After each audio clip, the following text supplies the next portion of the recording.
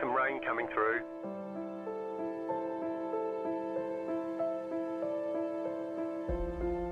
We expect rain soon.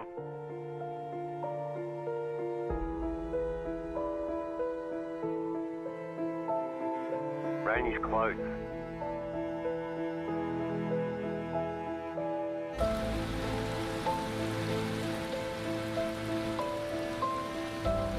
The session has been declared wet.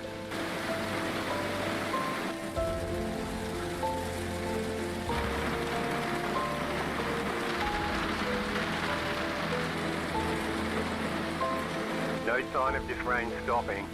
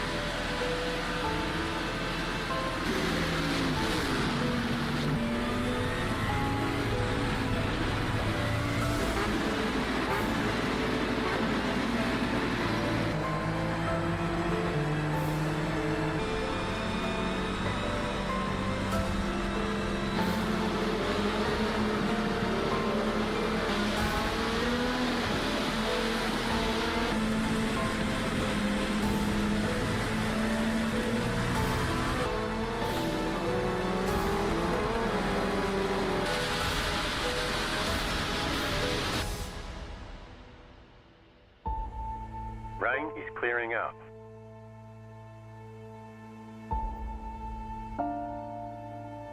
Rain should be gone for now. Nothing but sunshine all day.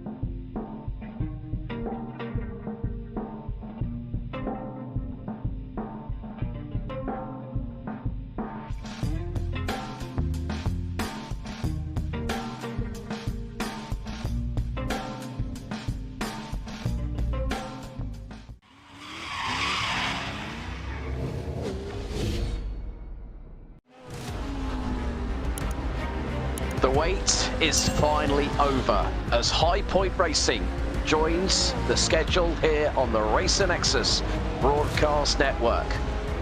Hello everybody, welcome along to the opening round of Season 9, the HPR GT World Challenge, as we start our 8-round calendar here at the World Centre of Racing, none other than the home of the Rolex 24, the Daytona International Speedway. Hello everybody, Alex Goldschmidt on lead commentary. Joining me in the broadcast booth here at Racer Nexus will be Sagar Bakshi for this round of the series. And behind the scenes, our man on the cameras and our production, Mr. Rob Campbell, with cameras provided by our good friends at trackcams22.com. Of course, there are some people, some firms that we need to say thank you to, our sponsors. Firstly, Hymo Setups, where you can go to hymosetups.com. They provide professional sim racing setups used by all HPR racing drivers.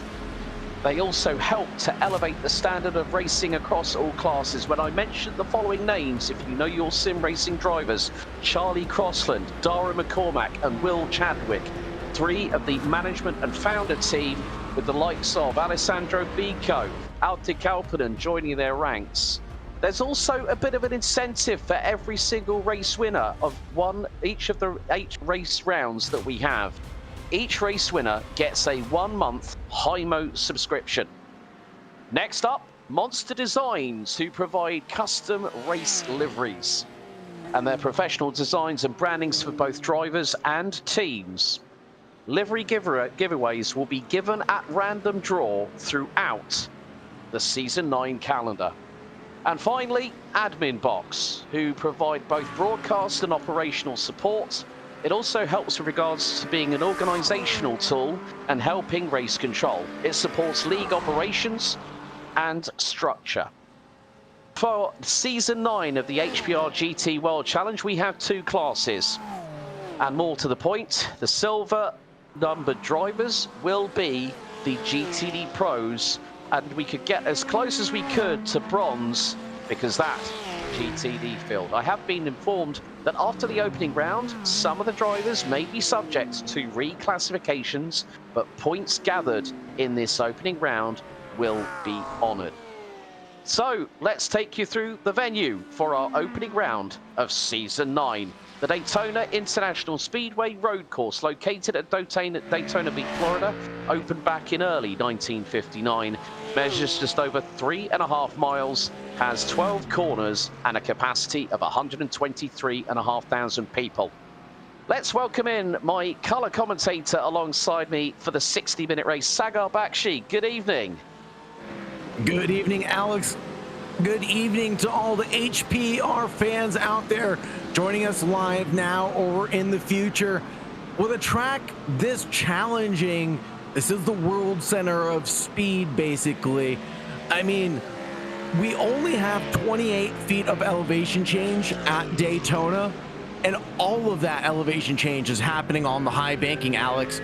What does that mean for the drivers and their setups tonight? How are they going to dial them in and get the performance to where they want it to be?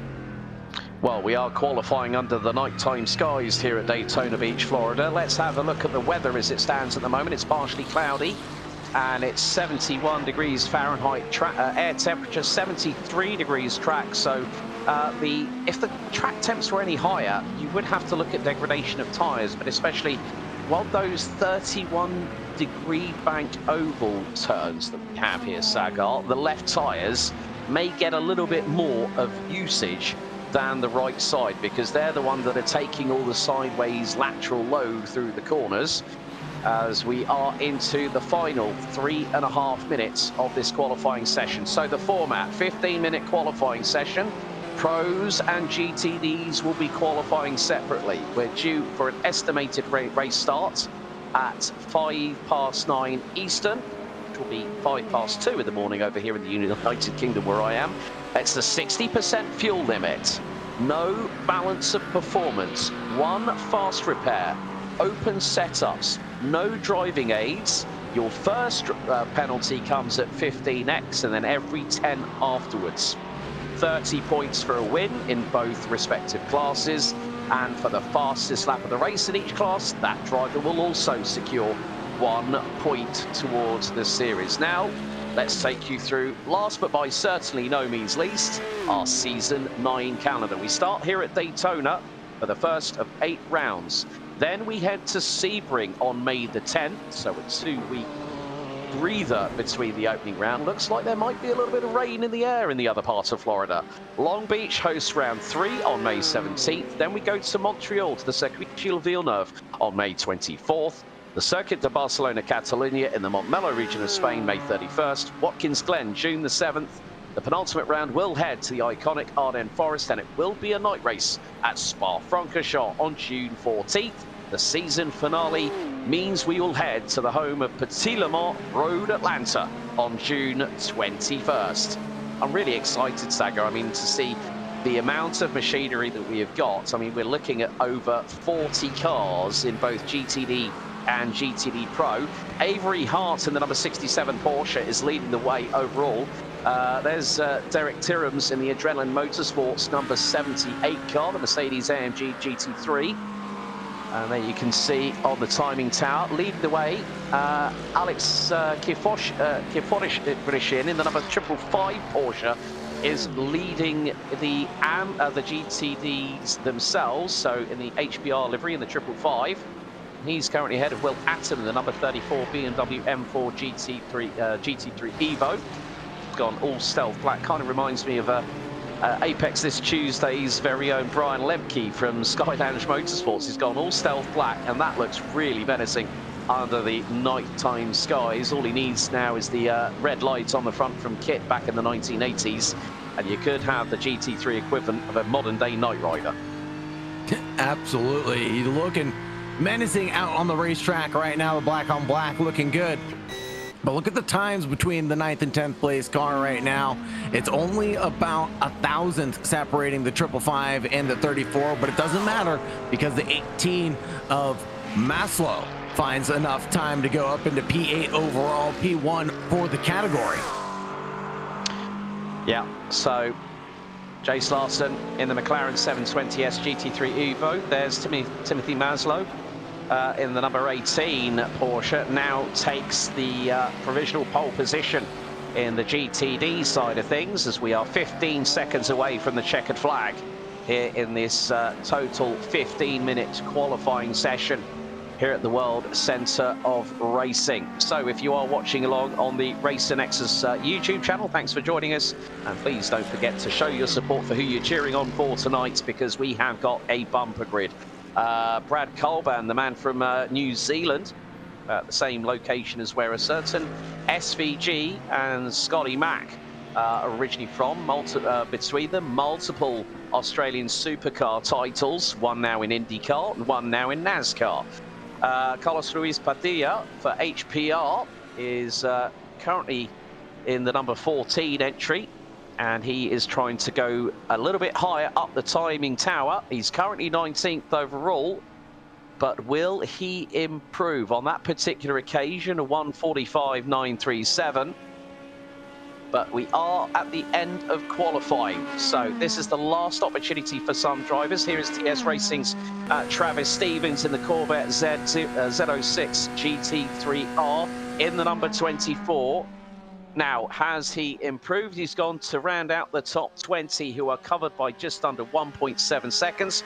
Ryan Anderson in the number 42 BMW M4, currently P5 overall on a 45.281. This might be his last effort to try and get a little bit further up the order, but he's got a lot of time to find, because it's a second between him and pole sitter overall Avery Hart. Checker flag is out. Does Anderson improve? No, not on that particular occasion. It was a low 45.3 for the number 42 BMW. Loving the AWS CrowdStrike livery on there. But that concludes time qualifying. 37 cars taking a time around World Centre of Racing. And now it's time to build things up. I mean, Saga, I think you, myself, Rob Campbell, we have all been excited. I know for a fact that we're going to have a fellow sports car commentator in the coming weeks, Mr. Jake Sanson, being part of the broadcast crew here at Racer Nexus. He's currently the voice of the Xiaomi China GT Championship that took place on its opening round just this past weekend at the Shanghai International Circuit. But what a run by Avery Hart in the 67 Merc to put it on pole by over a tenth of a second. Really was a great qualifying heat. And like we said earlier, it's going to be a little bit different as drivers get settled in throughout this championship. Drivers that were in one category maybe get split up into another category, but the points will still stand for them going into race number 2. Yep, so it will be 2 weeks' time. We will go from one part of Florida to the other to Sebring International Raceway, the old site of the Hendricks Air Force Base. Now time to take you through the starting lineup for the opening round of Season 9. Here we go. Avery Hart and Daniel Pino on the front row of the grid. Jan Santiago Berrios and Jace Larson, row 2. Ryan Anderson and Lucia Tosi on row 3. Nicholas Salapoutis and Timothy Maslow start on row 4, with Maslow on GTD pole. Derek Tyrams and Alex Kiaforshirin with Will Atom and Christian Ruiz rounding out row 6. Edward Delano and Donald Powell, row 7. Chris Nauman and Thomas King, row 8. Gavin Canberra and Gerard McKee round out row 9. Carlos Ruiz Padilla and Travis Stevens in the Corvette round out your overall top 20. P21 goes to Tyshawn Green, James Lambert in P22, Kenneth Cloden in P23, P24 for Alex Velasco, Nicholas Lanciers, and Matthew Mitchell. Then Jack Clark, Chris Edwards. Next to them will be Blue Jade and Jason Blaine in P30. Further back in P31, it'll be Brandon Dittmer and then Matthew Mai. Carlos Sierra, Philip Lafrancia, Jean Holloway repping that Castro livery, Nicholas Matthews, Eduardo Gomez, Ivan Laranjo, John Warinch, and Russell Windsor round out P40. Let's go to the last three cars on the grid. Ted Seidel, David Dumont, and the man from New Zealand in the 23 Porsche 911 992 GT3R, Brad Colburn, brings up the rear of a 43 car strong grid. Porsche pace car is ready to unleash the horses here at the home of the world centre of racing. Daytona under Nightfall Sagar Bakshi is a spectacle that everyone loves here in the world of racing. And it's something that most people only get a flavor of in the months of January, February, right around the actual Daytona 24 hours. A lot of people obviously typically run it in the simulator, but here at High Point Racing, this is going to be the inaugural race for season 9, as you mentioned, and this is an iconic staple. And where else would you want to be than Daytona to start off an epic series with an epic track? Yeah, Daniel Pino running a really cool livery on the High Point Racing. Reminds me of the Good Smile Racing Hatsune Miku GT3 Evo that has been running for the past few seasons in the Super GT GT300 category. But it is going to be Avery Hart in the Porsche on pole position. Expect cars like the Mercedes to have that straight line speed to counter the agility and the ability of the Porsche 992 GT3R through the mid and high speed corners. Banking will be used. Slipstream will be crucial here at Daytona as everyone weaving from side to side. 60 minutes on the timer here at Daytona International Speedway. We will go for a full lap around the circuit just to give the drivers the opportunity to get the tyres and the brakes up to their optimum temperature, ready for an Indianapolis flying start here at Daytona. And that's the big thing. 2x2, if you know your GT World Challenge, be it Australia, be it America, be it Europe, be it Asia, everyone loves GT3 racing, and we are so excited to not only cover the HPR GT World Challenge here on Racer Nexus, but this coming Thursday sees the IMSA Championship get underway at the very same location at Daytona, and we will be covering both series here on Racer Nexus. And a big thank you to Carlos Ruiz and the team behind the scenes here at High Point Racing for allowing us this fantastic opportunity. But with 43 cars on the grid, 37 making a qualifying time on the board. But as we always know in GTD, or GT3 globally as it's known, Sagar, where you qualify is not necessarily where you're going to end up come the checkered. Especially here at Daytona, where the slipstream matters so much and will make or break your lap. If you were not qualifying with a slipstream partner, you could potentially be losing out on upwards of 0.3 of a second over one lap. So staying in these packs is going to be important, and this leads us to the conversation of pit stop cycles. When will the pit stop phase be open for the drivers, and who's going to be the first to blink? That's going to be quite crucial here. So just been informed by Carlos Ruiz, we are having an additional pace lap. So it is because the temps, they're still 71 degrees Fahrenheit air, 73 degrees Fahrenheit, that's 22 and 23 degrees Celsius. Partially cloudy, humidity. That's Barrios spinning on the formation lap. Oh dear, now that is not going to help Barrios at that particular point. The Ferrari having a big drama on the additional pace lap. Humidity is always high here in Florida.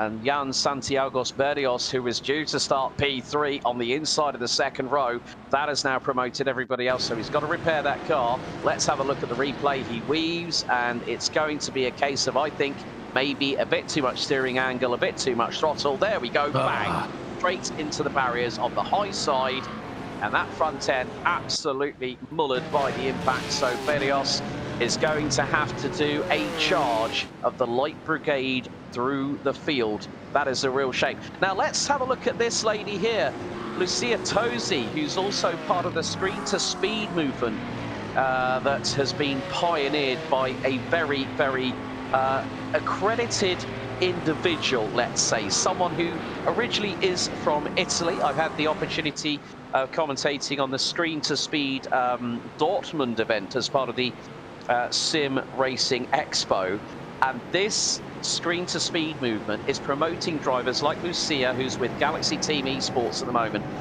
She's had a brilliant qualifying, and she's not one to hang about either here, and you know about her as well, Sagar. Absolutely. I just had the pleasure of a couple days ago commenting on a race with Lucia Tosi, part of the Init Esports organization hosted events, and it's just great to see women come out in motorsports and have their community be represented. As we get ready to take the green flag, it's green, green, green here at Daytona International Speedway. Season 9 gets going right now as the green flag waves. Avery Hart leads the field into turn 1. Anderson trying to go on the offensive. Ryan Anderson in the number 42 Crown Strike AWS BMW M4 GT3 Evo. We ride on board with him as we head down to the Rodriguez International Horseshoe for the first time here at turn number 3. And he's being chased down by Jace Larson in the number 1 McLaren, followed by Nicholas Salapoutis. And then we got Derek Tyrrams and a pair of Mercedes, Will Atom, Edward Delano. Lucia Tosi has just been passed by Alex Kiforishin at the moment. And there we see the Porsche and the Ferrari going into battle. Tosi to the inside here at turn 5 on the Western Horseshoe. That's a great move from her. Gets her back up into 9th position. And now the chase is really on as we go into the dogleg and then into the next corner. This is going to be very, very crucial. Brad Colban, the man, the Kiwi, has just dropped down the order. He made up multiple places on the opening lap, and he has tumbled to the back end of the field. And it looks like David Dumont in the number 76 Ford Mustang did not take the start. Jan Santiago Berrios, the man from Puerto Rico, not able to get through after that massive drama. He's still in pit lane at the moment, but look at the stride away that Avery Hart from Adrenaline Motorsports in the number 67 Porsche 992 GT3R. He is 1.5 seconds up the road from Daniel Pino from Chile in the 477 Merc. Avery Hart is here not to make up the numbers. He put him on pole position as Pino has got Anderson closing in rapidly. Glued all over the rear wing, perhaps a little bit of bump drafting going across the stripe here at Daytona, but going in towards turn number 1, Ryan Anderson is going to keep the gap between himself and Daniel Pino relatively calm. Talking about the GTD leader, it was the way of Maslow, excuse me, but unfortunately something happened to them and they tumbled down the order on the first lap, Alex. Yeah, other drivers, Canada's Nicholas Salapoutis has dropped all the way down to 33rd position, started P7. Thomas King in the number 3 Ferrari started 16th, now 36th. Along with that also, we're going to see a replay here. Now, this is the incident with Salapoutis. So he's trying to get a gauge. And this is going through. Oh, he just rotates too much. I think he went on the loud pedal a little bit too quickly. Over-rotated the back axle. The rear wheel spun. And the 26 has to wait a long, long time. Will Atom in the number 34 BMW M4 GT3 Evo is leading the GTD classification 6th overall, but he has got Edward Delano, who is up 6 spots from 13th on the inside of row 7 in the Mercedes, chasing him down, one of the High Point Racing drivers that we've got, and he's got Alex Kiforishin right behind him in the 555 Porsche. Then we've got Christian Ruiz, another of the Puerto Ricans that we've got on the grid here on Season 9 GT World Challenge, and he is closing in on the Porsche in front. We ride on board with the Puerto Rican, who's got an 8.5 tenth of a second ahead of the number 87 Porsche of Chris Naumann. Gavin Cambray in the number 36 Ferrari rounds out the top 11 overall. Meatball flag for Carlos Sierra. So Carlos Sierra has hit trouble, and that is a car that might be a shadow of its former self. But look at this, Delano to the outside at turn 1 on Atom. Can he get the run through 2? The Mercedes and the BMW, Stuttgart versus Munich, go wheel to wheel. They've got Weissach just behind in the form of Alex Kiforishin, and Kiforishin has to go late on the brakes, dives to the inside of the Rodriguez International Horseshoe, and Delano now leads. GTD, Kiforishin gets through on Atom, who tumbles down to 8th and rounds out the top 3 in the classification, but great anticipation by the likes of Atom, Delano and Kiforishin. This is going to be an absolute slobber knocker, in the words of Jim Ross. This is going to be a knife fight in a phone booth, to put it, well, a little comically, because we're seeing these drivers go out wheel to wheel, toe to toe, and blow for blow here in the opening stages of this very long race we have. The drivers seemingly are pushing their hearts out right now, Alex. I don't see a lot of conservation coming out from the pack leaders right now, as here goes Chris Nauman right now, currently in 10th position, trying to get past Ruiz so he can catch up to the pack battle up ahead with Delano, Kiforishin, and Adam. Yeah, and the thing was, it was down the back stretch, so he had to use discretion, better part of valor. So not to try and throw it to the outside of Cristiano Ruiz into the Le Mans chicane. But look at the speed now that Alex Kiforishin in the number 55 Porsche. He's closing in on Delano. They're heading into the top part of the tri-oval. Kiforishin to the outside of the Mercedes of Delano. This is going to be a crucial move to the outside in towards turn 1. Delano is going to have the inside line, goes late on the brakes in the Merc. And does he manage to stop it in time? Yes, he does, and he covers off the racing line beautifully. That was well stopped by Edward Delano as the battle for GTD class honours. Again, Kiforishin to the outside into turn 3 at the Rodriguez International Horseshoe. And still, Edward Delano parks it on the racing line, runs wide out of turn 3. Now it's into the kink here at 4. They're going to be at full speed, full throttle, up the gearbox. And there is Daniel Pino, picture in picture, currently in 2nd position overall. And he's still got Ryan Anderson closing in. But meantime, Daniel Pino in the number 477 Mercedes has just set the fastest lap of the race. The first driver to go under 1 minute 45. That's a 1:44.895.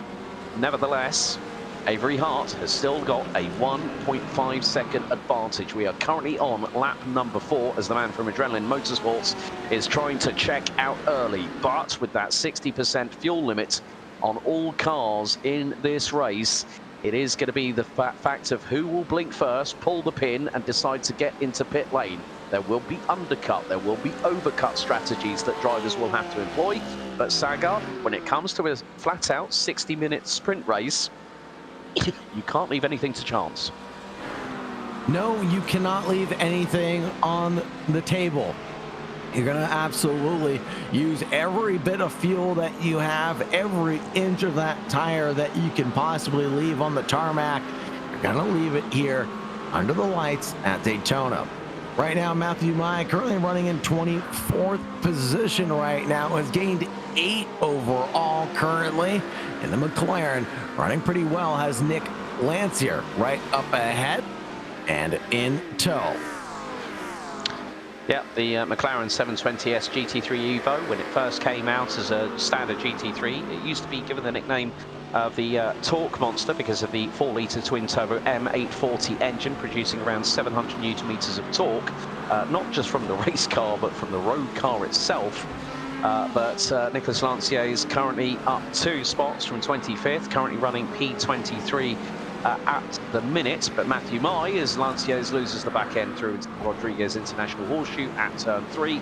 Lancier has to hold the brakes, wait, like we did see with a certain Nicholas Salapoutis, who's managed to make his way back up into 24th position. Donald Powell going side by side with James Lambert in the, looks like we've got Rexy on the grid. Yes, we have, in the number 54 Porsche. Nicely done there, James Lambert. You definitely get a nice tick in the box from me when it comes to livery decisions. But Lambert is trying to go around the outside of that is going to be that is going to be Donald Powell in the 86 Corvette, and manages to make it through. And the good thing is that because there's no BOP, everyone is getting the full performance out of these cars. So there's none of this custom BOP or detuning cars or adding more weight. It is just basically a flat-out sprint race to see which manufacturer is the best out of them all. That's very interesting. You know, a lot of series or leagues will follow the 24 hours BOP once that is released, or come out with their own balance of performance based on GT3 specs. But for there to be no balance of performance for these vehicles really showcases what these drivers are able to do with just the machines beneath them. It does become a bit of a manufacturer's battle as we take a quick look at the picture-in-picture with Jason Blaine in a three-way battle on the bottom right-hand side of your screen. Epic stuff going through the International Horseshoe. Yeah, that's with Matthew Meyer and Matthew Mitchell in their respective cars. Matthew Meyer in the 17 McLaren, Matthew Mitchell in the BMW, and there's Nick Salapoutis, the man from Canada, and there we see, look at that, concentration and focus for the number 26 running in the Mercedes-AMG GT3. And this is just like the first 10 minutes, folks, have just absolutely fly by. We ride on board cockpit style with Salapoutis. Currently now back up to 24th position. He tumbled right to the bottom end of the order, around about 36th place, but he's trying to close on in on the number 69, Matthew Mitchell, a fellow Canadian. So this is going to be quite crucial. Can Salapoutis down the back stretch make the opportunity his in the Mercedes 6.2 naturally aspirated V8 versus 3-litre twin-power turbo inline 6? And look who's right behind. There's a couple of other cars. Tyshawn Green in one of the sole Audis, the R8 LMS2 Evo GT3, and Gerard McKee in the number 133 Porsche. They nearly stumbled over each other's shoelaces coming out of the Le Mans chicane. Oh, Salapoutis, that was so close. He cut across the front of Gerard McKee as they come through the top part of the tri-oval. And look at this, Salapoutis has got the run round the outside into T1. That's not going to be good for him if he gets edged out ever so slightly, because then Tyshawn Green is going to get through. And this is what you see in the night time at these colder temperatures. Everyone has got their elbows out. They've come here prepared. They've been ready to race as John Holloway in the number 35 Corvette has just entered pit lane. There's Brandon Dittmer in the dark blue and yellow Audi.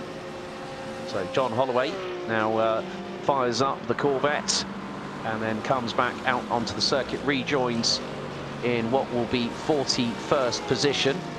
Carlos Sierra, who had that drama earlier on, he's now back out on the circuit, running 42nd. Jan Santiago Berrios, the 25 Ferrari that binned it into the wall on the extra pace lap, is now moving up the order. The Puerto Rican now closing in on Jason Blaine for what is 27th. Then you've got John Beinrich, Tyshawn Green, Gerard McKee, Nicholas Salapoutis, Matthew Mitchell. That's the battle for around about 22nd, and you've got about 8 cars going for that as we ride on board with Berrios in the number 25 Ferrari. And obviously he'll be kicking himself about what happened on that extra pace lap, but he is not letting that distract him at the moment, because Tyshawn Green goes a little bit to the high side coming out of the Le Mans chicane, loses a little bit of speed for the 5.2 litre naturally aspirated V10 mid-mounted rear-wheel drive Audi. But good to see that car getting a little bit of love still here on the iRacing service. But Tyshawn Green comes into the pit lane at the 13-minute mark, so that is going to tumble him down the order. Started 21st and now is outside of the top 30. So we're going to see a very different style of strategies from relevant different people. But look at this, Avery Hart's advantage has been literally decimated by Daniel Pino, who is now less than 0.6 of a second behind.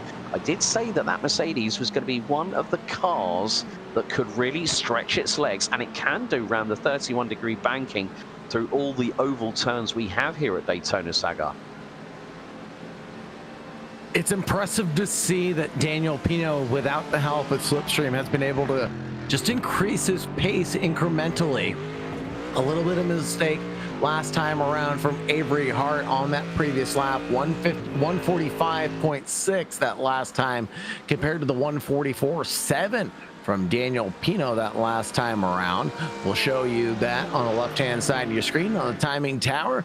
And it just goes to show you that Pino has the pace and the consistency here at Daytona. To make up the ground, you have to be consistent while confident, especially coming in towards turn 2 and turn 3. It's one of the heaviest braking zones on the lap.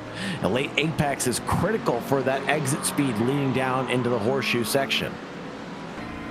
Yes, indeed, and the battle for P3 rages on like a bull in a china shop. Anderson versus Larson, BMW versus McLaren into turn 3 at the Rodriguez International Horseshoe. Go the pair, covered by about 3 and a bit tenths of a second. Now into the dogleg here at turn 4, breakneck speed. They will be accelerating, as there we see Alex Kiforishin in 7th position, leading the way in the GTD classification.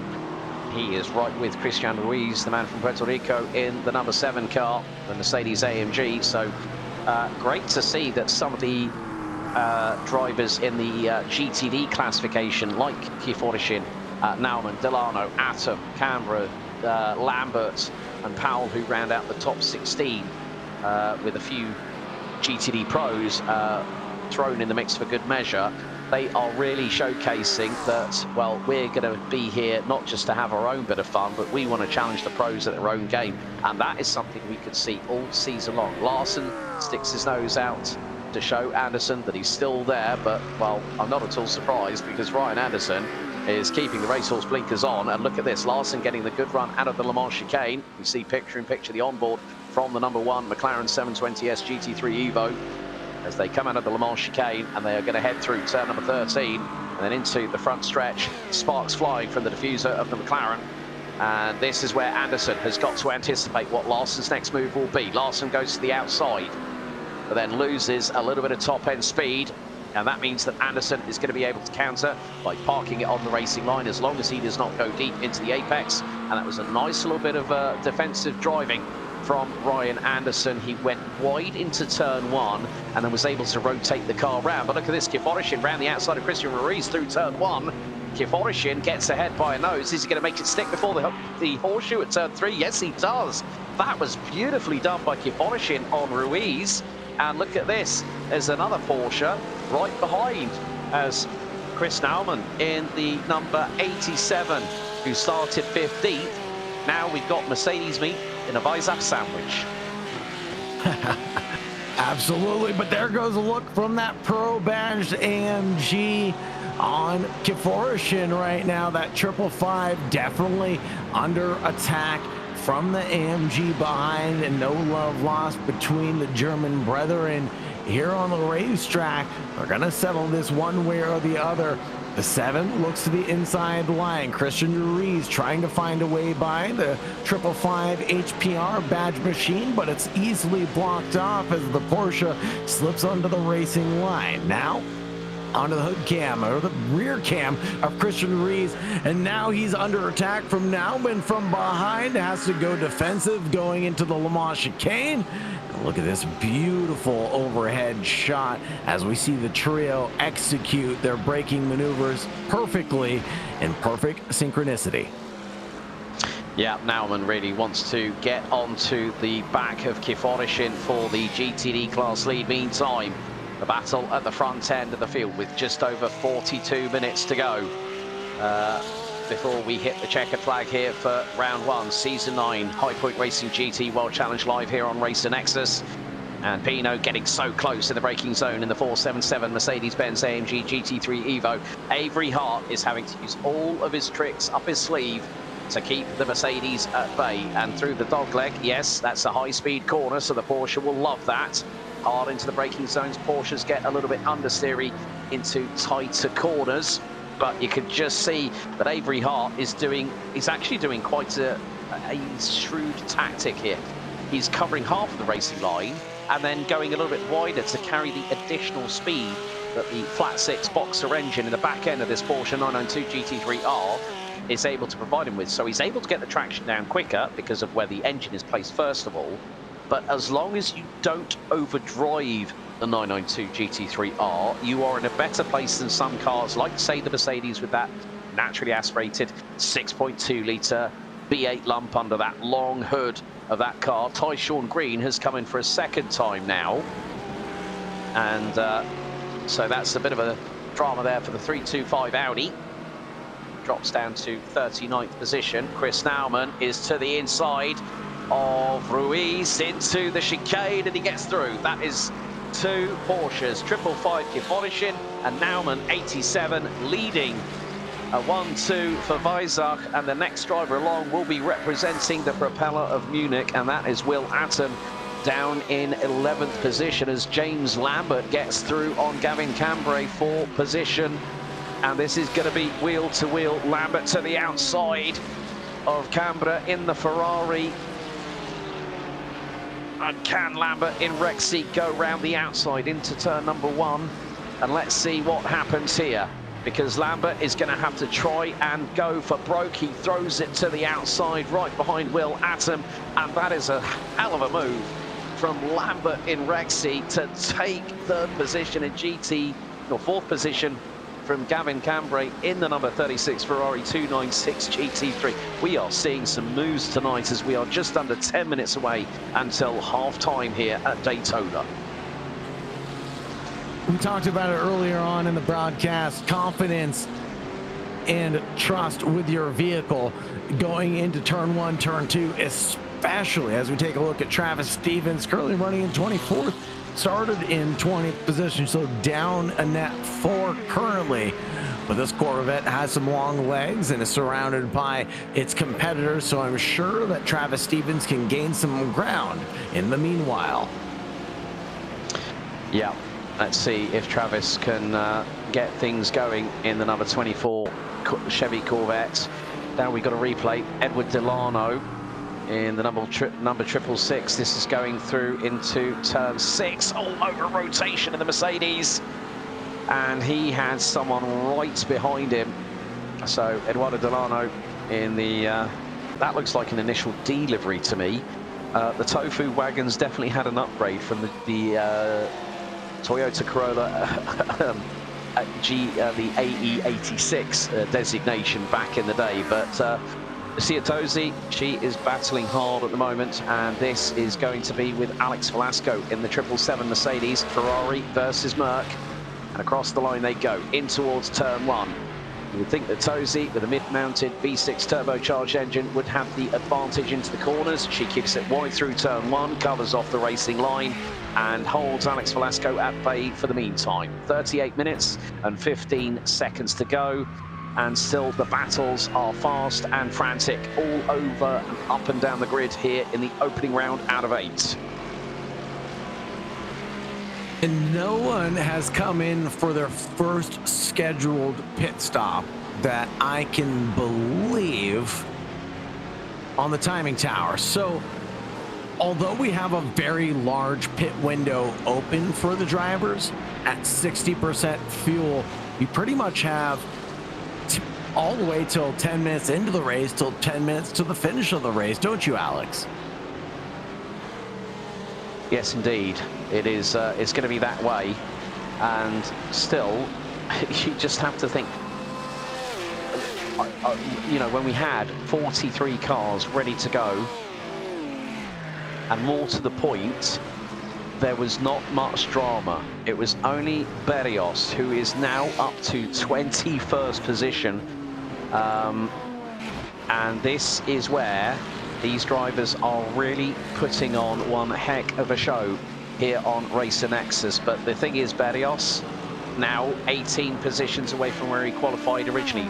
Salaputis now going on the offensive with Matthew Mitchell in the 69 BMW. Salaputis to the outside. Let's see if he can make anything of it. He uses discretion as the better part of Bala, and holds on to the back axle of that 26 Merc, which did look to have a little bit of a wobble. As now, here we go. Matthews is going to be battling away with Ken Clodin in the, well, that's going to be Brandon Dittmer battling away with Nicholas Matthews. So the two Porsches battling away for 17th overall. Loving delivery on Brandon Dittmer's car. He switches to the outside. Can he get the crisscross here at the Rodriguez International Horseshoe? Well, it's not going to help him if Nicholas Matthews' car starts blinking like that. Quick update to Avery Hart, who lost the lead of the race to Daniel Pino on that last one.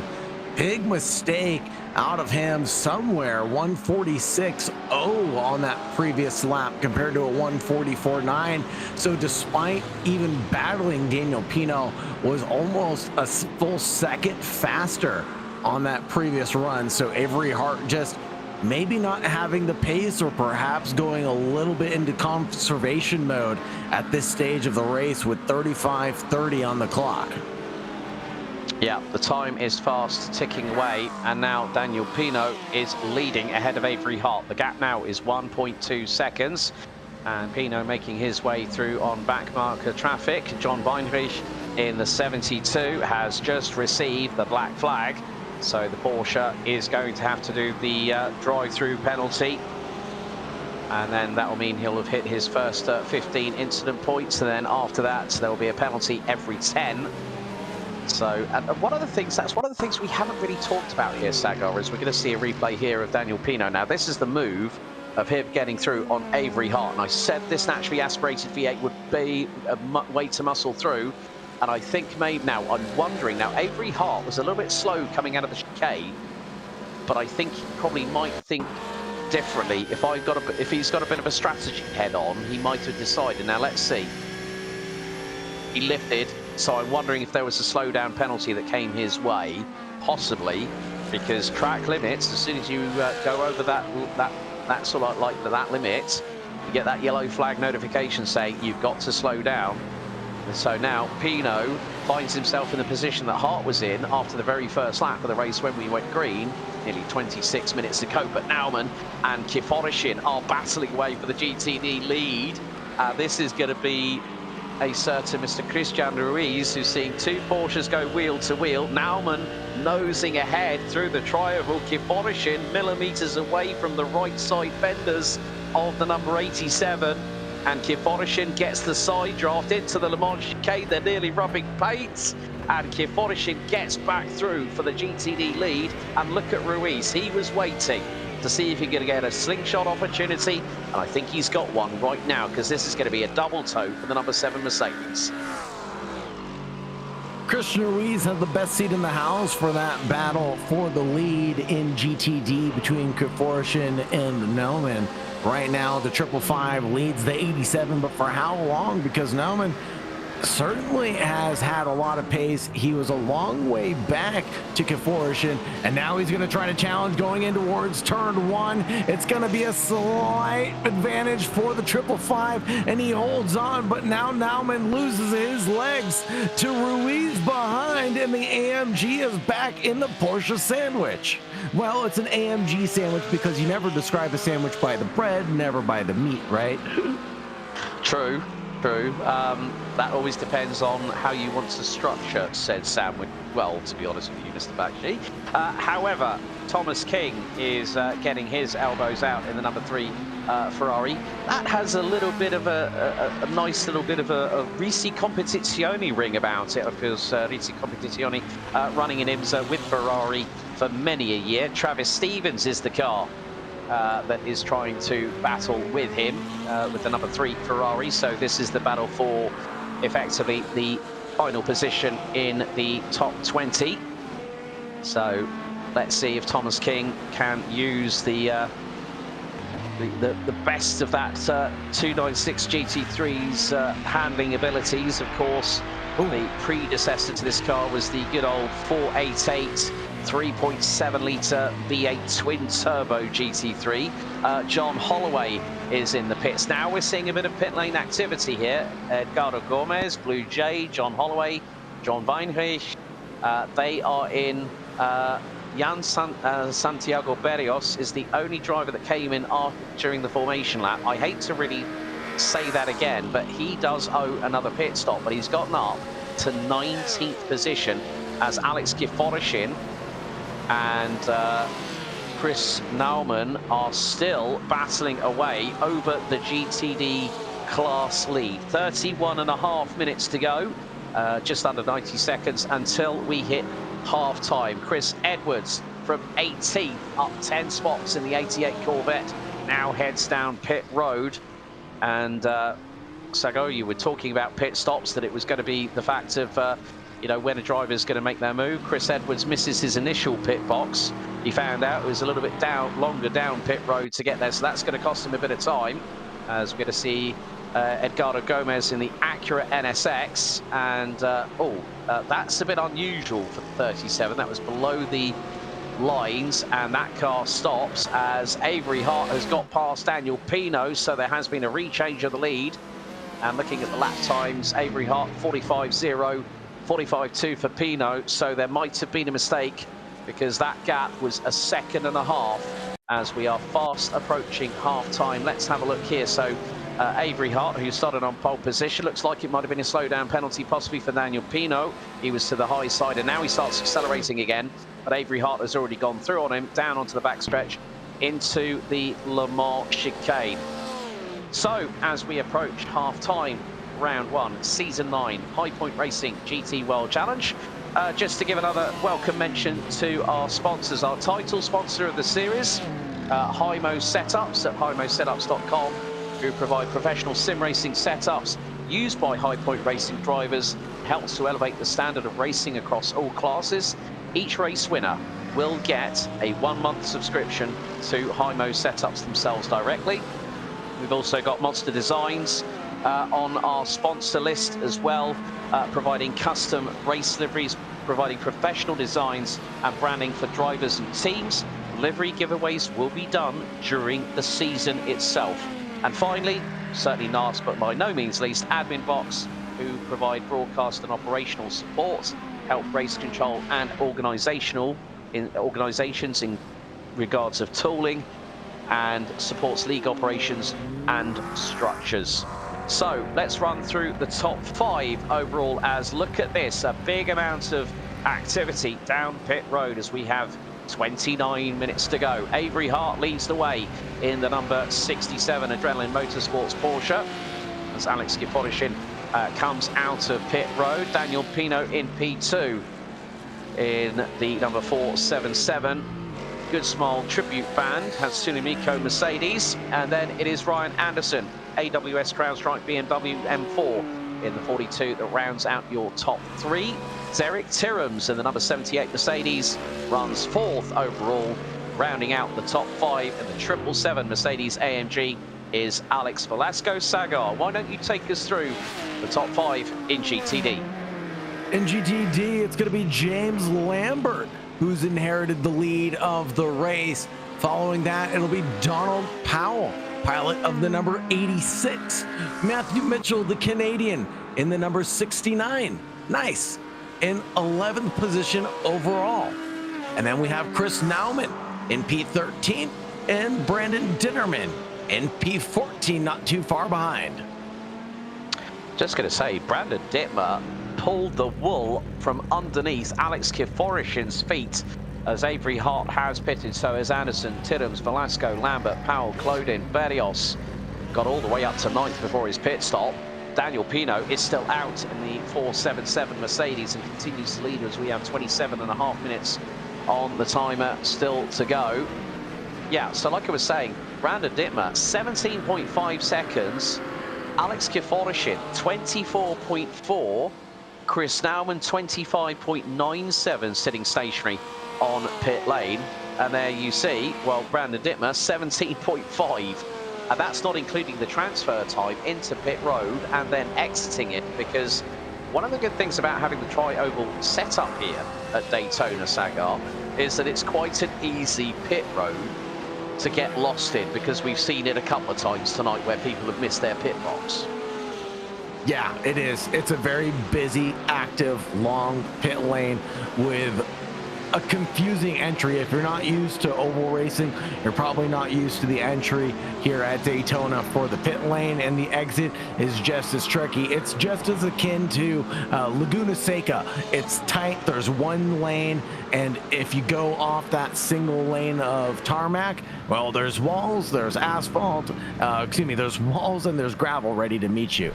As Daniel Pino now comes down in through the lane, and this is going to be telling, because where does Avery Hart come out after all things are said and done? Here is a look at Avery Hart getting onto the high banking now.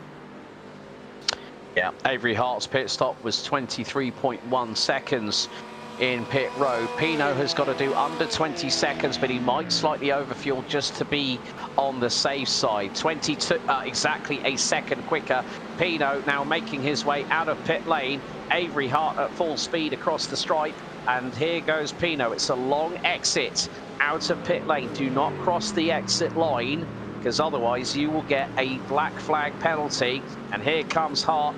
Now Pino puts the pedal to the metal, and he comes out in front of Avery Hart. And now the race really gets on in earnest, as Avery Hart is the hunter, and Daniel Pino is the one that's being hunted down. Brian Anderson looming in P3, waiting for his opportunity to strike should one present itself. Derek Tirams right now in the number 78, trying to challenge that Larson machine out in front, who's held on steadfast to P4 since the race began. Started in P4, locked down P4. I don't think he wants to give it up anytime soon. The McLaren definitely wants to put up a fight tonight here at Daytona under the lights. And a little flashy of the headlights, I think, from behind. I think the 78's trying to distract the number 1 as much as possible, trying to get any small advantage that they could possibly get in the situation. Now it will be a run for that AMG on the high line, but has he stepped out of the slipstream a little too early? The McLaren holds that inside line steadfast and strong. The AMG Mercedes on the outside has the overspeed, but has to commit to it late on the brakes, but doesn't commit to it enough. Sits behind Jace Larson in the number 1, slips in at the Le Mans chicane, Alex. Great move there by Jace Larson to keep Derek Tirams in the number 78 Mercedes at bay. Just noticed on the timing tower, Ted Seidel in the number 53 has been in pit lane for over 3 minutes, so I'm wondering if he's had a drama. Edgardo Gomez in the number 37 Acura NSX GT3 has also ended up off track, as here goes Tirams round the outside through the tri-oval. But that is not necessarily going to guarantee you the opportunity of getting through by turn 2. But Alex Kiforishin is the exemption to that rule with the move he pulled earlier on tonight. Coming up to 23.5 minutes to go here at Daytona. And there is Kiforishin closing in on James Lambert. Alex Velasco has dropped it, and there he is. He's on the grass. Dramas for the 777. He's got to watch his rejoin.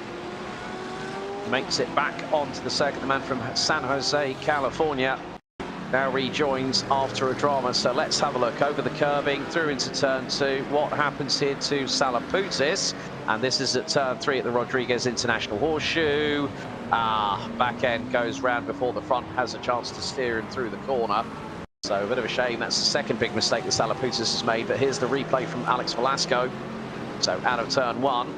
Bump over the curbs. Oh, the car went, it went airborne underneath on the right side. Both right side wheels went into the air, and that would have just caught the aerodynamics underneath and spun the Mercedes around. Here's a replay with the man from Monterey. Oh dear, that was Jace Larson that just tagged him. Jace Larson had nowhere to go. So Edgardo Gomez, the man from Monterey, California, spins the Acura in front of Jace Larson, and that's done the magic trick. Let's have a look on board. So this is where, right in front of him.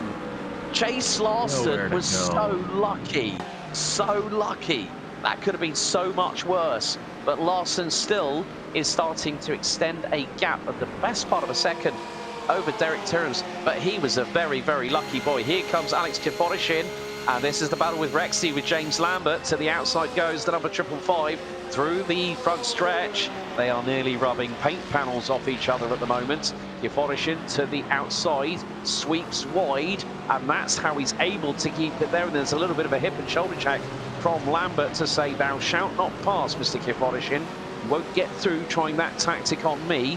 As the 72 of John Weinreich ends up with the mechanical black flag, but Kiforishin is not going to be held back by any stretch of the imagination as Lambert goes a little bit wide coming out of turn 3 into the dogleg here at turn 4. Kiforishin right on the rear diffuser of James Lambert in the 54. Down into turn 5 into the Western Horseshoe. Kieforishin dives to the inside. That is a late great manoeuvre from the 555. Kieforishin back up into P3 and GTD. And Lambert really couldn't do much about it. He tried to turn in, a little bit of paint swapping, and look who's joined the party. 2's company, 3's a crowd. Lucia Tosi from Galaxy Team Esports now joins the fray in 10th position. That 107 pilot. Oh, let's get a replay of what happened here to Thomas King, who started the race in P16, rocking the Ferrari livery. It looks like, there's just a pile up in front, starting with the 666. And then the driver in 21st position. Yeah, Delano, looks like Delano spun the rear axle. So we're going to go and get a replay here. So the man from Panama City Beach in Florida, Delano on the loud pedal too early, rotates the car. The 24 Corvette has nowhere to go. And straight away, Stevens hit from behind, courtesy of Travis King. And Delano caused that all on his own. Unfortunate that that was the result of that. I mean, same could be said about the Larson Tirums incident, but just accidents happen when you're driving at 180 miles an hour through some of these corners and trying to push at your absolute limit. You're just at the limit of what the mechanical grip is available to you, especially under these cool conditions. I'm sure the temperature has continued to plummet as the night has gone on. We're going to take a look at the side-by-side between Pino and Hart, and the battle between Kieforishin and Lambert side-by-side. And the 555 leads the 54, but for how long can he unleash the beast and get behind Dittmer with under 20 minutes to go? It's time to really set the pace now. If you're in a battle, it's time to either escape it or duking out for that position, as there goes Avery Hart in the 67, trying to challenge for the lead again on Pino, who's up ahead. This is going to be the run coming down in towards turn 1. The man from Pittsburgh, Pennsylvania. The man from Pittsburgh, Pennsylvania on the charge right here in the Adrenaline Motorsports number 67992 GT3R. And, well, Edward Delano in the 666 has just got a black flag. That is a big mistake for Edward Delano. That is going to cost him with a drive-through down pit lane. 18.5 minutes to go. Temperatures have stayed pretty consistent all race long, Sagar. So we're still at 71 track temp, air temp, 73 degrees track. That's 22 air, 23 track in terms of Celsius. Still high humidity. And the thing is that if the track temperatures have dropped any lower, and especially when we've had it before where the air temperature has ended up being hotter than the track itself.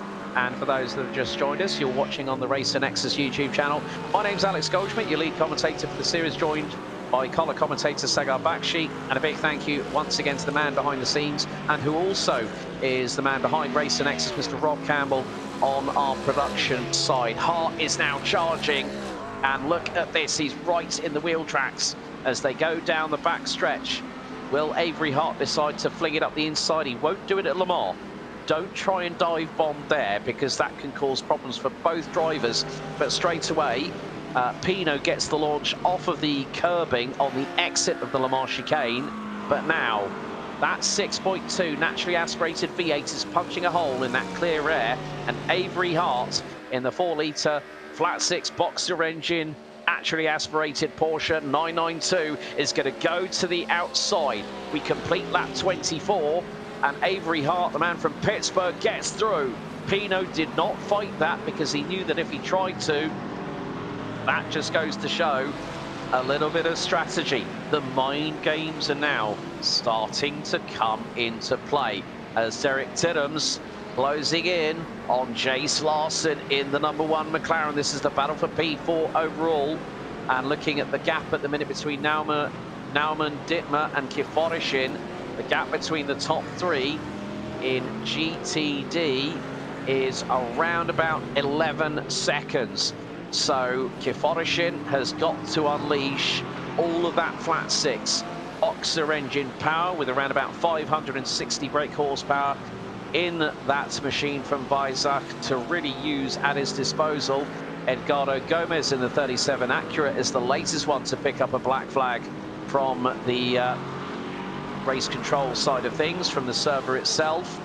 So this is as soon as they hit those incident points, it's automatically instigated by the iRacing server. But 16 minutes to go.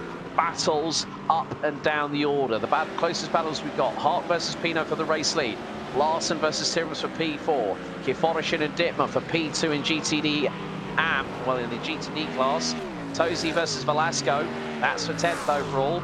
Then we go all the way down to 20th, King in 21st versus Stevens in the Corvette, and we got Lanciers versus Matthew Mai for 24th, Blue Jade in the Mustang versus Edward Delano in the 666. And this is just now getting to that point. We've got just over 15 minutes plus change left to run until the checkered flag. What a season opener we've had so far here at Daytona for HPR GT World Challenge Round 1, Season number 9. This has definitely been one to remember. I mean, with over 50 cars taking to the grid, you would have expected a little bit more chaos, calamity, or carnation to take place, because it just is the nature of the beast when you have drivers with iRatings ranging from, you know, in the triple digits all the way up to 5-6K iRating. You have a varying level of skill, and sometimes the mesh doesn't exactly work out as well as you'd like it to at the end of the day. But everybody has been taking it very respectfully. But Alexander Kiforishin has a game-changing mistake. It will be a black flag for him, and that time penalty will surely take Kiforishin out of the podium. Well, this is Dittmer going through into... oh, Dittmer's lost it. Kiforishin had nowhere to go. That was all on Dittmer, I'm afraid. And so Brandon Dittmer, one of the hardest chargers of the night.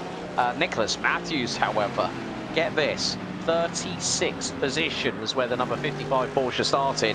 And Nick Matthews in the 55, now up to 14th, and he's got the recently spinning Brandon Dittmer right in front of him. And this is the battle for P4 in GTD. So this is now going to be the case of Matthews wants to make a name for himself, the number 20. Russell Windsor now gets a black flag penalty. They're starting to come in thick and fast. It's a tough circuit here at Daytona, and that is the number 20 Ford as we ride on board with Nick Matthews in the number 55 car into the Le Mans chicane. Very early lift-off and brake, but he wants to make sure he does not have any track limits, and that's very, very crucial for him right now. Meantime, Chris Nauman leading the GTD classification. And look at this. Jan Santiago Berrios, the man from Puerto Rico, is now back up to 15th. Derek Tirums has just gone off the circuit. Kiforishin has gone in. Dittmer has gone in. I would think that's probably damage from the slight contact on the left rear fender as Kiforishin. This is going to hurt him big time. He was leading the GTD class, and now this gives Chris Nauman the whole shot for the victory, but he might have to watch himself because about 14 seconds behind, 15 seconds behind, don't ever count out Rexy in the hands of James Lambert in the number 54. Yeah, Chris Nauman actually is a hard charger tonight. Up 10 positions on the good of things overall. Just climbed through the ranks, didn't perhaps have the best of qualifying sessions as we dictated earlier. Maybe didn't have that dance partner coming onto the high banking to get some slipstream advantage like the rest of the field. Maybe did, maybe not, but it's looking good for Nauman right now. I'm definitely not going to give him the commentator's curse, and so that's the last nice thing I'm going to say about him. So we're going to start saying nice things about someone else. Lucia Tosi, the pilot of the 107, right now running in P8 down those two, but has Lambert in front and Tirums right up the road. Can definitely challenge for a top 5 going into the final 10.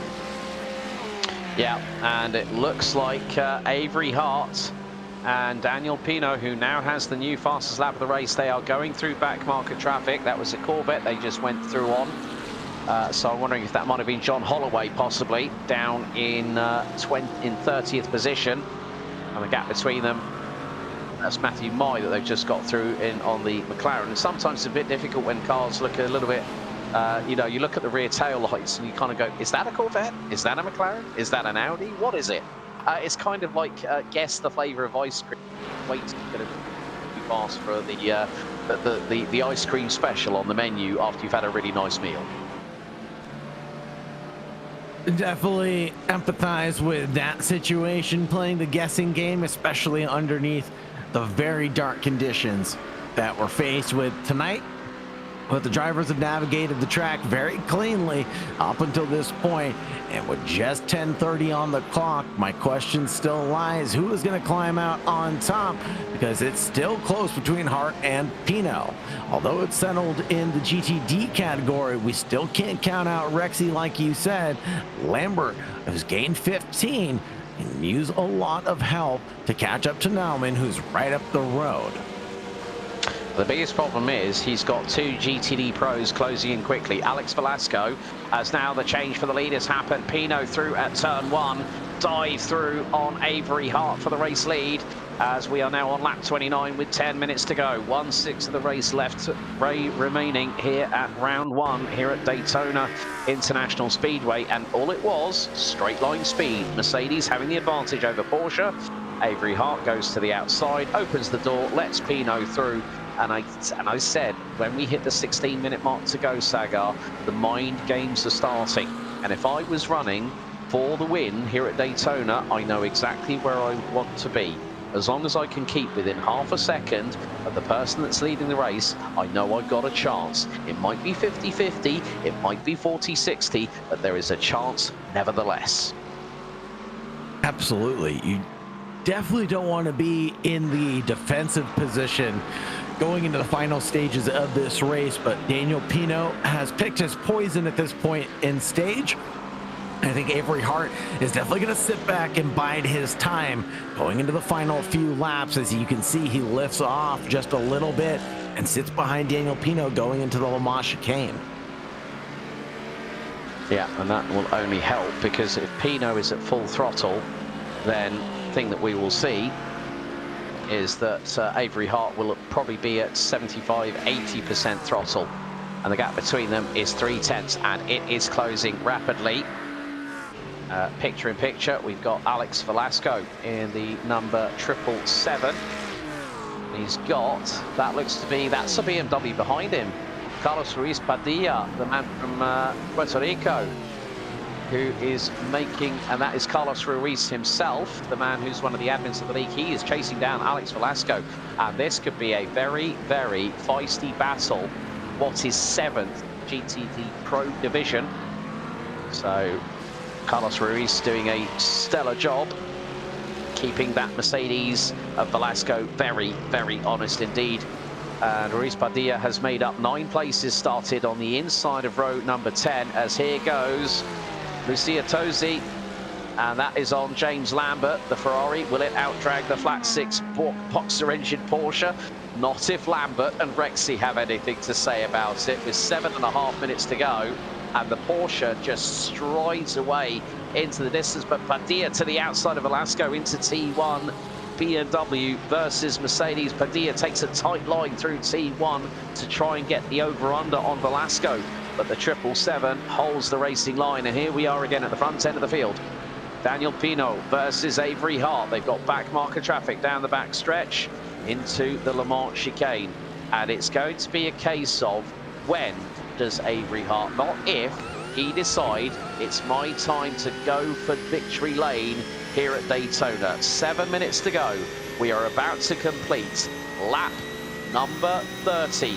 So probably I would say another 5 laps to go until we see the checker. But look at the overspeed from the Porsche. Here comes Avery Hart with a big rate of speed. He's right, he's nearly NASCAR bump drafting Daniel Pino as we go into turn 1. Lap 31 now started, 6.5 minutes to go. It's still unpredictable as to who will come out on top in the overall classification. But at the moment, well, all I can say is this: Chris Naumann has a 15-second advantage over James Lambert, and Lambert and Rexy need a miracle right now if they have any potential contention to be in the GTD class win battle. Long stretch for Lambert to catch back up to Naumann, the number 87 leader of the GTD category. Here and now, it'll be a battle between Chris Edwards and Condit right now. As they go through the Le Mans chicane, Chris Edwards up 11 positions, driving the number 88, trying to find victory lane tonight, but currently in 17th position. Yeah, this is really getting to be a bit of a nail biter at the moment, because Avery Hart looks to the outside. Pino covers him off without even hesitating. This just goes to show how these drivers have prepared for the opening race out of 8. Still got 7 more to go, and both of them bump over the exit curving out of the Le Mans chicane. Daniel Pino keeping Avery Hart at bay. Just over 5 minutes to go. We are closing in on the completion of lap 31 here at the World Center of Racing Daytona International Speedway road course for the opening round out of 8 for the HPR GT World Challengers. Avery Hart to the outside, across the stretch and across the stripe. He looked to the outside of Pino to try and get him guessing where the 67 Adrenaline Motorsports Porsche would end up laying itself down on the inside, but Avery Hart denied once again. This is going to be down to the wire. We are on for a predicted 35 laps of racing in total here at the World Centre of Racing. A big thank you to everyone.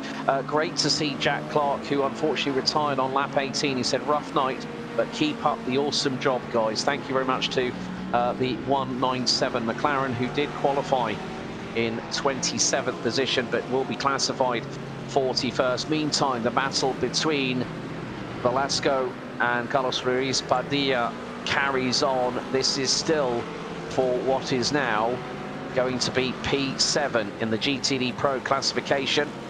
Daniel Pino goes to the low side of the WeatherTech Mercedes. That was the number 4, I think. Number 4 he's just passed. Philip LaFranca, currently 33rd at the moment, but here comes Avery Hart. He's used the slipstream from LaFranca to put himself back into contention. He's about 3 and a bit tenths of a second off as LaFranca goes exit stage left through the first part of the Le Mans chicane. This is going to be down to the wire, so we are closing in. It is going to be 2 laps still to go. 3 minutes and 20 plus change left on the timer, and with the leaders currently running in the low 145s, the high 144.9s, it's 2 laps to go here at the World Centre of Racing. That is just over 7.1 miles of racing, and Avery Hart now decides, I've got to start attacking him. I've got to put the pressure down on Daniel Pino if I want any possibility of being the victor in this race, and with the race winner getting a 1-month HIMO subscription courtesy of HIMOsetups.com. That is something that every driver would like to have, a nice little freebie, and especially when it helps through some of the best within the sim racing world on multitude of platforms, including iRacing, R-Factor 2, Rennsport, and so many others. There is a lot of experience at the HIMO Setups team, many of whom I've actually worked with on previous broadcasts. As Avery Hart has got through. Avery Hart has got through on the penultimate lap of the race. And where is Pino? I think it might have been that Avery Hart got through, might have been into turn 5. Let's have a look at the replay. And it's going to be into turn 3, I believe. Let's see what happens here. Understeer from Pino, and through goes Hart. Oh dear, the Mercedes makes a mistake at one of the biggest places where you don't want to compromise yourself. And now Carlos Ruiz Padilla is still battling. He's trying to go to the outside at turn 3 at the Rodriguez International Horseshoe. And they've got Christian Ruiz. This is now a 3-car battle for what is now going to be effectively P6 in the class, and man from Cabo Rojo is trying to get through on Velasco. Velasco makes a mistake, runs wide. Ruiz Padilla is going to get a nose ahead into the next corner. Is he going to get on the brakes early enough? Yes, he is, but he's not going to have enough turn-in to maximize the exit speed, and Velasco once again retakes the position. This is going to be crucial. And the leaders have already, I think, gone on to the white flag lap. So Avery Hart leads Daniel Pino by just under half a second. Black flag for the Kiwi, Brad Colburn, as here goes the battle. It's Mercedes versus BMW versus Mercedes. Ruiz Padilla slots in between the pair of them. He has to check up on the braking of Christian Ruiz nearly into the rear bumper of the number 14 BMW. My goodness me, the battles are really heating up in the dying seconds of this opening round out of 8. They'll be able to have a little time to breathe between now and round 2 in 2 weeks' time at Sebring. White flag is in the air courtesy of Barney the flag marshal, and Christian Ruiz currently in P10 overall. It's a 3-car brawl, and look at this hip and shoulder check between Velasco and Ruiz. Ruiz goes deep and wide into T1. That's going to open the door for Christian Ruiz, who gets through. But Avery Hart making his way down in towards what will be the Le Mans chicane down the backstretch for the final time. Avery Hart has had a race-long battle with Daniel Pino. John Holloway gets a black flag as we hit 0 on the timer. It is going to be the run to the line. Who is going to have the straight line speed here at the opening round of Season 9 in HPR GT World Challenge? Avery is ahead, but Pino will close on in very, very quickly. The gap is 2/10 and closing. It's the run to the front stretch. Here on lap 34, it's going to be the checkered flag. Is it Hart? Is it Pino? It's Hart that wins round 1 here at the World Centre of Racing after an epic 1-hour battle with Daniel Pino. But more to the point, we've also got to concentrate on the man who is P5 overall and is very soon going to be crossing the stripe, Chris Naumann. Currently in P5, started on the inside of row number 8, and despite dramas for Alex Kiforishin with a black flag penalty, Chris Naumann has weathered the storm here at Daytona. He's going to make it through. And Chris Naumann will make it 2 wins for Porsche, 1 in GTD Pro, and it's going to be the case here in GTD itself, because he will cross the line and take 5th overall. Velasco and Ruiz Padilla.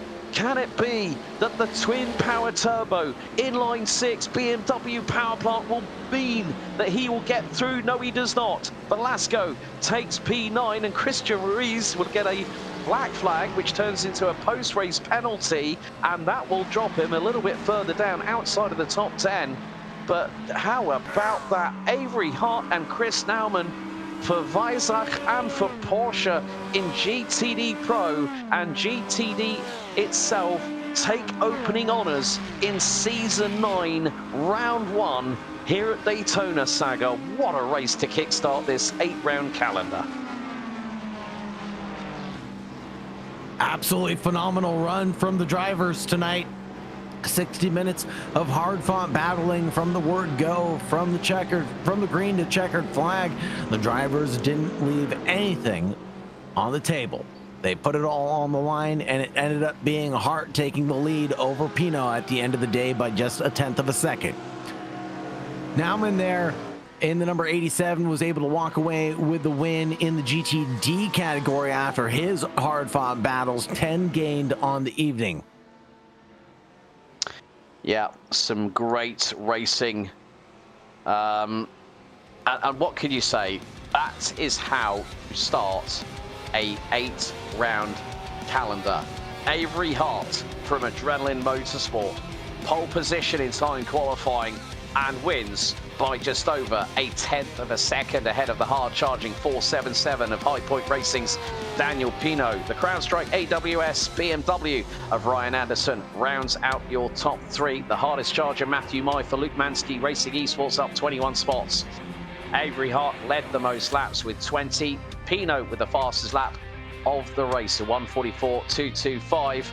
And then you see the remainder of it. Jace Larson battling with Derek Tyrrams, rounding out the top 5. Alex Velasco and Carlos Ruiz Padilla round out the top 7 in GTD Pro, ahead of Jan Santiago Berrios, who had the drama on the additional pace lap.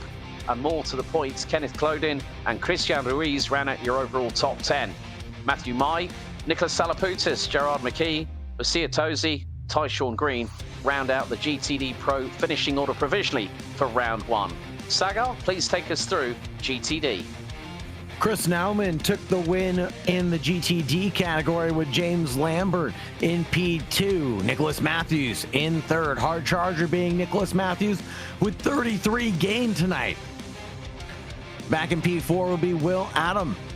And then fifth for Alexander Kiforishin. Sixth going to Chris Edwards, Brendan Dittmer in seventh, Donald Powell in eighth, Travis Stevens in ninth, and Thomas King round out the top 10 in the GTD category. Matthew Mitchell, Jason Blaine, Evan Laurano, Timothy Maslow, Blue Jade, Edward Delano, Gavin Cambray, John Holloway, Carlos Sierra, and Philip LaFranca round out the 20 in the GTD category.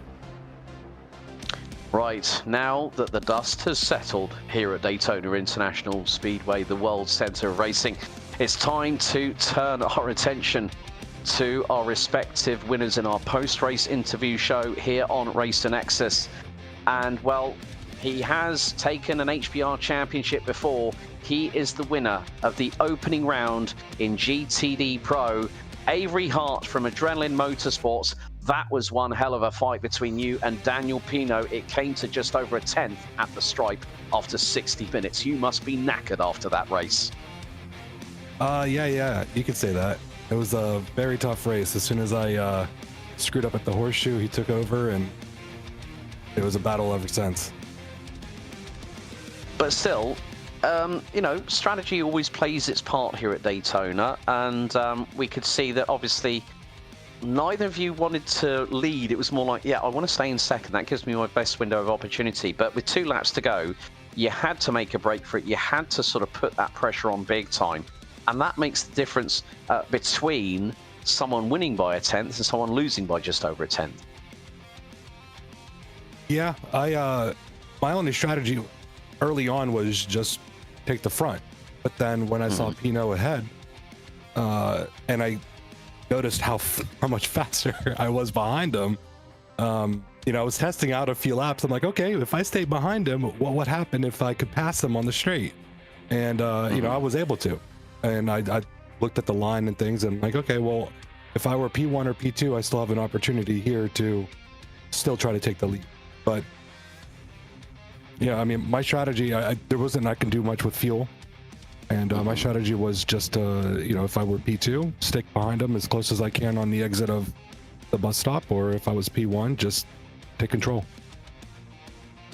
Well, Avery, firstly, congratulations on a very, very hard-fought opening round. And I'm pleased to tell you, you have just, as a race winner here in Season 9, picked up a 1-month Hymo Setups subscription, courtesy of your race win by just over 0.1 of a second after 34 laps. Congratulations on the win and getting to victory lane for GTD Pro tonight. Final question before we let you say your shout-outs. Thoughts ahead of Sebring in 2 weeks' time when we go to the old site of Hendricks Air Force Base for round 2 on May the 10th. How do you think the Porsche is going to handle round there? Lovely. Simply lovely. That's definitely a Max Verstappen statement there. But before we let you go, Avery, congratulations on the win here on round number 1. Anyone you'd like to give a shout out to in particular? Yeah, shout out to the league admin. Shout out to the league HPR. You know, they've been doing this for many seasons, and I've been enjoying our race time here with them, especially the crew that's supporting the races week after week. And then shout out to the other side of the crew, both Adrenaline Motorsports and Daniel Newman Racing. Brilliant. Well, Avery, congratulations on the win. We'll see you in a couple of weeks' time when we return to action at Sebring International Raceway. Congratulations. Thank you very much. So a big thank you there to Avery Hart. We are hopefully waiting to see if Chris Nauman's going to jump in. But whilst we do, let's have a little bit of a debrief here, Sagar. I mean, what a way for HPR at the GT World Challenge to kickstart their 9th season here on Racer Nexus. It was a glorious race. We talked about the fact that there was a lot of close pack racing. We saw some great intricate battles that had strategy, trying to double guess what people were doing. But all in all, you know, with a big contingent making it to the checkered on the lead lap, I think I count 31 drivers, including Blue Jade and the number 80 Ford Mustang GT3 crossing the line at the checkered. That just shows the quality that High Point Racing has brought to GT World Challenge Season 9.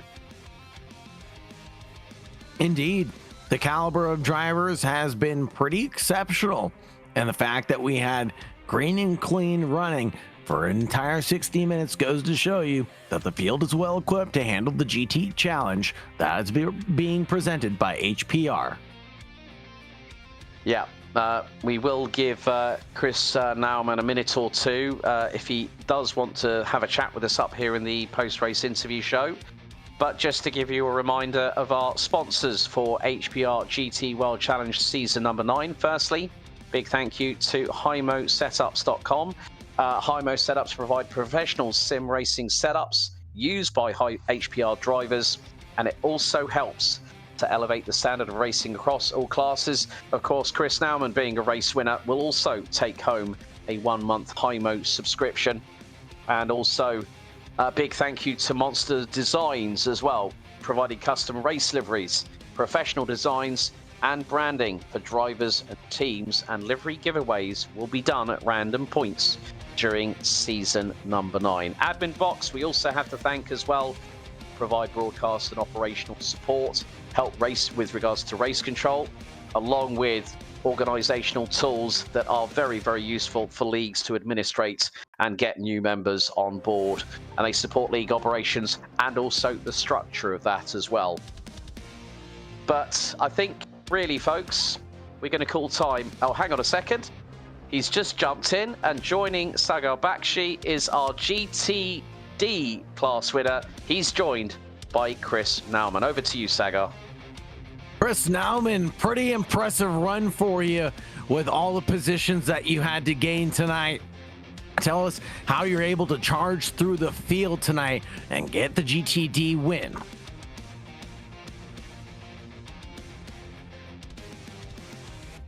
Chris, are you there? Do you have a copy, brother?